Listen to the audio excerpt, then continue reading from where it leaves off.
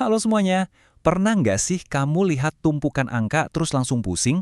Tenang, karena hari ini kita bakal belajar satu keahlian super, yaitu cara menemukan cerita yang tersembunyi di balik data. Serius, ini bukan cuma soal angka, tapi soal gimana caranya kita jadi seorang detektif data. Keren kan? Oke, lihat deh angka-angka ini. Pramuka ada 20 siswa, basket 15, PMR 10, dan Paskibra 25. Ya, kelihatannya sih cuma daftar angka biasa aja ya. Tapi, sebenarnya di balik angka-angka ini ada sebuah cerita. Pertanyaannya adalah, cerita apa sih yang lagi mereka coba sampaikan ke kita? Nah, ini dia nih kuncinya. Kalau kita cuma bilang 15 siswa memilih basket, itu cuma fakta. Nggak salah, tapi ya udah gitu aja. Tapi kalau kita bilang, basket ternyata kurang populer dibanding Pramuka dan Paskibra, nah, itu baru namanya wawasan atau interpretasi. Dan tujuan kita hari ini adalah mengubah fakta-fakta yang mungkin agak membosankan ini jadi wawasan yang super menarik. Betul banget. Angka-angka tadi itu ibaratnya baru permukaannya aja, cuma titik awal. Kalau kita nggak bisa gali lebih dalam, ya mereka cuma bakal jadi angka yang diem aja, nggak cerita apa-apa. Kekuatan sesungguhnya itu ada di analisis dan interpretasi, di kemampuan kita buat bikin angka-angka itu ngomong. Kalau mau keren sedikit, proses ini namanya interpretasi data. Anggap aja ini kayak kita punya kunci ajaib yang bisa membuka makna tersembunyi di balik angka. Kita ubah yang tadinya cuma info biasa jadi sebuah pengetahuan yang benar-benar berguna. Oke, untuk jadi detektif data yang andal, kita pastinya butuh peralatan kan? Nah, anggap aja teknik-teknik yang bakal kita pelajari ini sebagai toolkitnya kita, semacam tas berisi alat-alat canggih buat memecahkan misteri data apapun yang kita temui. Dan ini dia 4 alat utama di dalam toolkit kita. Pertama, kita cari nilai ekstrim, alias yang paling tinggi dan paling rendah. Kedua, kita bandingkan antar kategori. Ketiga, kita coba kenali polanya. Dan yang keempat, kita periksa proporsinya. Kedengarannya mungkin ribet ya, tapi percaya deh, ini 4 langkah sederhana yang ampuh banget.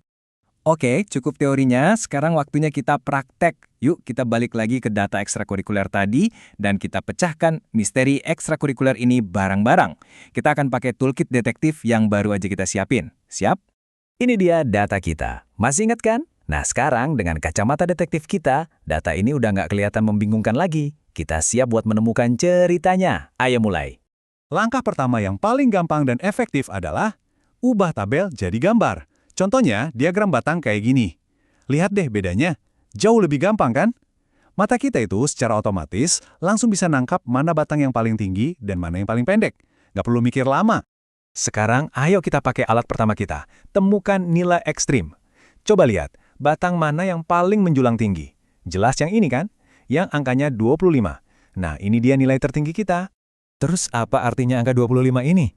Artinya simpel dan jelas banget. Kita baru aja mengubah satu angka jadi kesimpulan pertama kita. Paskibra itu ekstrakurikuler yang paling populer. Tuh kan, angkanya udah mulai bercerita. Kita lanjutin pakai alat yang sama. Setelah cari yang tertinggi, sekarang kita cari kebalikannya, nilai terendah. Batang mana yang paling pendek? Betul, yang ini, dengan angka 10. Ini adalah titik ekstrim kita yang kedua. Dan kesimpulannya? Ya, PMR adalah ekstrakurikuler yang peminatnya paling sedikit. Kalau kita tambahin dengan hanya 10 siswa, kesimpulan kita jadi makin kuat dan informatif. Gampang kan? Prosesnya sama, temukan angkanya, lalu artikan. Oke, sekarang kita naik level sedikit yuk sebagai detektif. Ternyata setiap jenis diagram itu punya jalan pintas atau trik khususnya sendiri loh, biar kita bisa bacanya lebih cepat dan efektif. Kita lihat beberapa yang paling sering kita temui. Nah, untuk diagram batang, seperti yang udah kita coba tadi, trik utamanya itu cuma satu. Bandingkan tinggi batangnya. Mana yang lebih tinggi, mana yang lebih pendek. Udah, itu aja. Cerita utamanya pasti ada di situ. Lanjut, ada yang namanya diagram donat atau diagram lingkaran.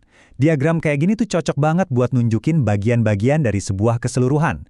Di contoh ini, kita bisa lihat gimana waktu para siswa dibagi-bagi untuk berbagai aktivitas.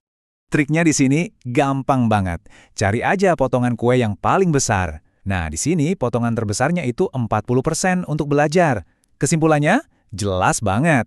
Siswa menghabiskan porsi waktu paling besar mereka untuk belajar. Berikutnya ada diagram garis. Ini juara banget buat melihat perubahan dari waktu ke waktu. Di sini, kita bisa lihat data jumlah pengunjung perpustakaan dari hari Senin sampai Jumat. Kelihatan kan naik turunnya? Trik utamanya adalah jangan terlalu fokus sama naik turun yang kecil-kecil. Coba lihat arah garisnya secara umum. Trennya naik, turun, atau datar aja. Di sini kita bisa lihat kan, walaupun hari Kamis sempat turun sedikit, tapi tren keseluruhannya itu jelas naik. Puncaknya di hari Jumat. Mungkin karena mau akhir pekan jadi pada pinjem buku ya. Oke, kita udah punya semua peralatannya. Tapi, seorang detektif yang hebat itu nggak cuma ngumpulin petunjuk kan, dia juga harus tahu apa arti petunjuk itu. Nah, ini langkah terakhir dan yang paling penting, mengubah wawasan jadi aksi. Kita harus mulai bertanya, kenapa ya bisa begini? Dan terus, apa artinya? Jadi, ini dia semacam contekan buat kalian, para detektif data. Simpan ini baik-baik ya. Setiap kali kamu ketemu data, coba deh lewatin semua poin ini. Dan yang paling penting, jangan pernah berhenti di kesimpulan. Selalu gali lebih dalam dengan bertanya, kenapa ya ini bisa terjadi? Nah, ini dia pesan utama dari pembahasan kita hari ini. Yuk, mulai sekarang, lihat data itu bukan sebagai kumpulan angka yang bikin pusing, tapi sebagai kumpulan petunjuk dari sebuah cerita yang seru yang nunggu buat diungkap. Sekarang, giliran kamu. Coba deh lihat sekelilingmu.